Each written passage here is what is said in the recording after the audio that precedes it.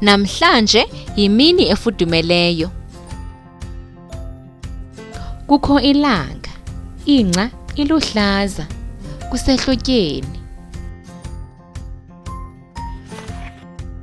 Namhlanje yimini ebandayo. Kukho umoya, amagqabi amdaka ngombala, kusekwindla. Namhlanje yimini ebandayo. Kuyanetha, amafu angwevu, kusebusika. Namhlanje yimini efudumeleyo. Iintyatyambo zibomvu natyheli, kusentwasahlobo. Ngoku lithuba lakho. Ingaba uthanda iimini ezifudumeleyo okanye uthanda iimini ezibandayo?